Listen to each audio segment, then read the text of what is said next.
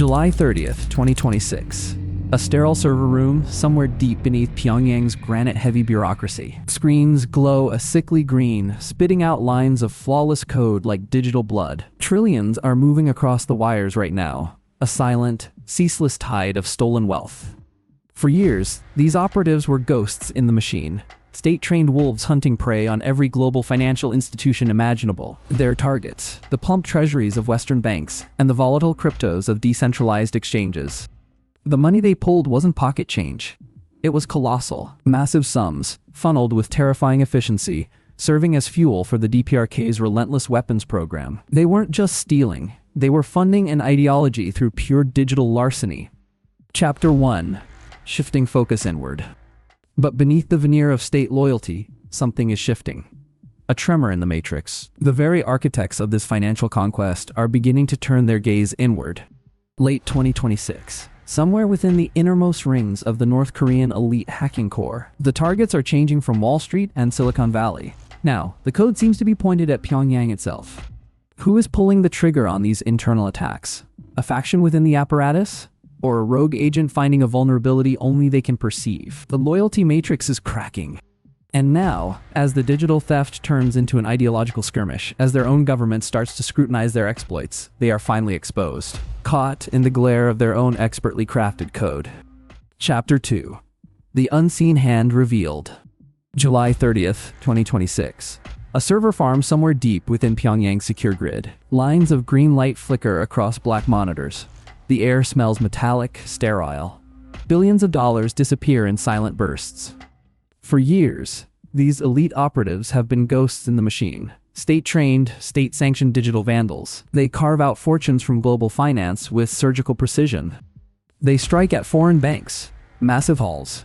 Cryptocurrency exchanges bleed out their reserves. The money flows, a relentless, invisible river, directly into the nation's arsenal. But the script is flipping. A dangerous narrative shift is underway. These masters of external larceny are turning their digital gaze inward. They have decided to rob home. It's a spectacular act of betrayal. High-level espionage meets grand theft auto on a national scale. The very system that trained them, they now intend to dismantle from within. Chapter 3. Impending Capture Looms. And this internal heist, it doesn't sound like the clean getaway we might expect. It smells less like triumph and more like impending capture. Who is watching this digital treason? How much of their own regime are these elite hackers about to drain dry before the alarm bells ring across the DPRK? A cold, sterile glow bathes the corridors of state power. Screens flicker with cascading green code. Billions vanish into phantom accounts. This is the engine room of North Korea's digital plunder. For years, these elite architects of theft have been ghosting global finance. They are the unseen hands draining Western banks and crypto exchanges dry. Their haul fuels the relentless machinery of the DPRK's weapons program. But the game just shifted. The target has turned inward. These state-sponsored thieves? They appear to be robbing their own government from within, and the narrative suggests this internal heist isn't ending in a clean getaway. Daily NK reports the arrest. A decisive hammer blow from the National Intelligence Agency. A reckoning is underway inside the peninsula's digital fortress. The target institutions are monumental. The Chosun Central Bank and the Foreign Trade Bank. These aren't just any financial entities. They are the twin pillars of North Korea's entire economic structure. Chapter 4. Siphoning from the Heart. How do you breach the core? How do you siphon wealth from the heart itself? A sophisticated scheme was uncovered. A digital tapestry woven for maximum extraction. This is high treason, executed at lightning speed. The hunt has begun on one of the most accomplished hacking rings in the world. The digital alarms are screaming. Red alerts flash across a sterile terminal screen in a heavily guarded bunker. They have found them. The ghost in the machine. This isn't just code. It's calculated larceny against the state itself. Mid-July, the Chosun Central Bank breathes a collective sigh of relief, a momentary pause before the avalanche begins. Its servers are under siege, hemorrhaging digital gold into an unknown void. Simultaneously, across the monolithic financial landscape, another institution buckles, the Foreign Trade Bank. Two pillars of the entire DPRK monetary structure, both caught in the crosshairs of this silent extraction. Who is running this operation? The intelligence suggests pedigree. These aren't fly-by-night digital opportunists. They are veterans. These ringleaders carry the insignia of a cyber operations unit from the Reconnaissance and Intelligence General Bureau. Ghosts trained for infiltration, masters of systemic penetration. Chapter 5. Lazarus' own cyber sons. How do you trust your elite assets when they turn their gaze inward? This is the same shadowy military intelligence agency that birthed the infamous Lazarus Group. But this time, the target isn't some unsuspecting Western crypto exchange. It's home. The system itself is being robbed by its own most skilled operatives. Except this story doesn't end there. What did they steal, and what price will the regime demand? The digital vaults of North Korea are breathing shallowly. A sophisticated shadow operation has been uncovered deep within the country's financial bedrock. Two titans sit at the core: the Chosun Central Bank and the Foreign Trade Bank. The system itself is under siege. A single, decisive action freezes the infiltration. The National Intelligence Agency slams down on a hacking ring. Arrests are made. A sophisticated scheme, a digital siphon, is finally caught mid-drain. The architects of this heist? Veterans. Men and women discharged from elite cyber operations units. They emerged from the shadow ranks of North Korea's Reconnaissance and Intelligence General Bureau. Their training was lethal. This isn't a side operation. This is insider warfare waged by the very military intelligence arm responsible for global theft. The same machinery that built the Lazarus Group, that behemoth known for extracting billions across foreign shores. These ringleaders are not necessarily the members of Lazarus, but if reports hold true, they carry the DNA of the beast. They were forged in the same crucible, trained by the same iron-fisted hand. Their skill set matches perfectly. The precision is undeniable, a mirrored capability to the world's most notorious state-sponsored digital thieves. Who was teaching them these tricks? Chapter 6. Staring at the machine. Be honest. If some part of you would have typed that first line of malicious code, believing it unseen, you are staring at a machine built for infiltration. How do you stop an operation designed by your own nation's elite? The digital fingerprint matches a ghost in the machine. A specific syntax. A signature forged in the crucible of North Korean military doctrine. These aren't just skilled coders. They are products of the Lazarus Group's shadow factory. December 1st, 2023. Pyongyang, Democratic People's Republic of Korea. The cold efficiency of a high-security server room hums, a steady metallic breath against the winter chill. These hackers carry the weight of decades of state espionage in their fingertips. The architects of this operation? Discharged veterans. Men and women who served under the Reconnaissance and Intelligence General Bureau. They are steeped in the darkest playbook of North Korean cyber warfare. This is the same shadowy intelligence agency that has bled global finance dry over the past decade. Lazarus. AIM whispered with dread in Geneva, London, and Silicon Valley bank halls. Billions evaporated into digital ether. These arrested figures aren't necessarily members of the elite Lazarus collective itself, but reports paint a far more terrifying picture. They are derivatives, the most highly trained collateral damage. They emerged from the military machine with identical toolkits, trained by the same rigorous, unforgiving institutions. Their skills are not disparate. They are perfectly synchronized, a digital army standing ready for deployment. March 2018. Kimchek University of Technology and Pyongyang University of Science. The classrooms pulsed with intense concentration. These veterans didn't just graduate. They were minted. They took that state-grade expertise, repurposed it, and quietly began building a fortune only for themselves. The arrests came quietly. Not the top echelon brass, not the Politburo enforcers themselves, but technicians, young minds forged in the same rigorous fires. They were ghosts emerging from a system designed to breed perfect loyalty. September 2018.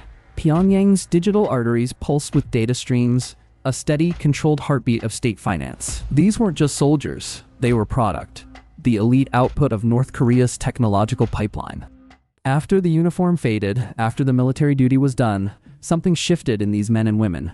They didn't march to the Ministry of Finance for their reward. They went quiet. They built something else entirely.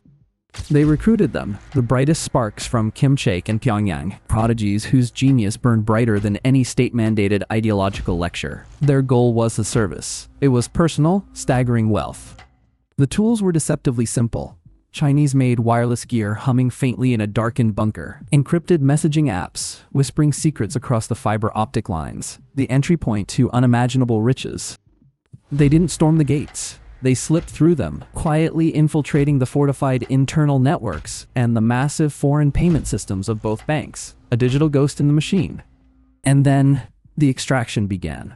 Not a single grand heist, but tiny, surgical portions of state trade funds, a fractional siphon designed to never trip the alarm bells. They moved them into cryptocurrency wallets, vanishing acts across the blockchain.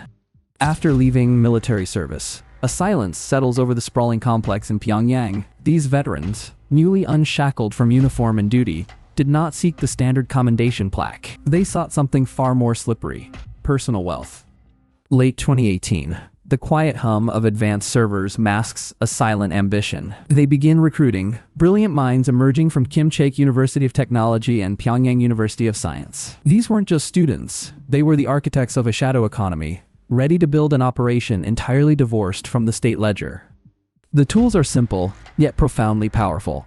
Chinese-made wireless equipment sits on desks like dormant predators. Encrypted messaging apps buzz softly, carrying whispers of illicit plans across closed loops. This is their secure channel. December 2018. The penetration begins. They bypass firewalls that should have been absolute. Their digital keys unlock the guarded internal networks and the foreign payment systems of two colossal North Korean banks. Access granted. Who watches these lines? No one notices the initial bleed. Instead, they operate with surgical precision. State trade funds are not taken in massive sweeps. They are split into minuscule increments, a deliberate tactic to defeat algorithmic suspicion. The destination for this digital sleight of hand is immediate: cryptocurrency wallets. The hard-won profits vanish into decentralized ledgers, ghosts in the machine, untraceable by standard banking surveillance. In China's bustling border towns, the transformation completes itself. Brokers swiftly convert the volatile crypto back into tangible cash. Then, contacts in the remote frontier exchange that laundered currency for crisp US dollars and valuable Chinese yuan. Chinese manufacturing hub.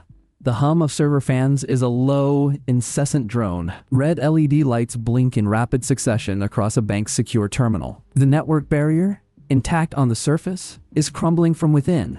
They breach the perimeter, not through brute force, but surgical precision. Specialized wireless gear, sourced from Chinese factories, whispers secrets into the hardened internal systems of both major financial institutions. The message stream flashes across a screen, encrypted, unreadable by standard protocol. A digital conversation happening in the secure dark spaces between firewalls. They are inside the foreign payment rails now. Instead of stealing millions in one catastrophic sweep, they carve it up. Tiny increments. Digital dust motes lifted from massive piles of state trade funds, a deliberate tactic to evade algorithmic scrutiny. These microtransactions vanish immediately. They are routed into digital crypto vaults. Cryptocurrency wallets bloom open on screens across the globe, accepting these minuscule deposits like thirsty sponges. On the other side of the border, in a bustling trading post near a customs checkpoint, the conversion accelerates. Brokers take that volatile crypto and exchange it for hard currency, US dollars and Chinese yuan. In essence, they didn't just hack the banks. They built a miniature North Korean money laundering apparatus right inside the nation's arteries. It is an infrastructure of pure evasion. August 2017. Somewhere near Beijing's frenetic border crossing points, the digital ghosts of stolen cryptocurrency are given physical form. Brokers, their faces illuminated by the harsh fluorescent glare of a small exchange booth, begin the final conversion. September 3rd, 2017. Those converted funds, the laundered lifeblood of the operation, are passed through hands like currency in a rapid-fire game. They are exchanged for crisp US dollars and the sturdy Chinese yuan. The digital grime is finally being scrubbed clean by human transaction. The system they built? It mirrors the sophisticated, state-sponsored infrastructure deployed internationally by Pyongyang itself. But instead of targeting global commerce, these hackers turned that meticulous machinery inward, a perfect reflection aimed straight at their own capital city. Mid-July 2017. A subtle tremor begins to ripple through the monolithic financial organs of North Korea. Officials in Pyongyang start seeing anomalies, tiny flags waving in the otherwise predictable sea of foreign currency payment approvals. Something is not aligning. Late July 2017, the suspicion hardens into certainty. Investigators within the National Intelligence Agency, tireless digital hunters, begin tracing the encrypted cryptocurrency traffic. They follow the data stream until it resolves itself to a specific beacon, a location inside Pyongyang. The night of July 12, 2017. The moment arrives. The hunt closes in. a raid descends upon the facility. Seemingly, the investigators have cornered them, catching the architects mid-flow, right as they are manipulating their computers to push the latest batch of laundered funds through the system. This is the point of no return. They thought the digital shadows were deep enough. They believed they could hide the money long enough to vanish. But on that night, under the cold glare of official scrutiny, the machine sputtered, and the whole operation came crashing down. Generate exactly 7 narration paragraphs based on this context. The infrastructure was complete.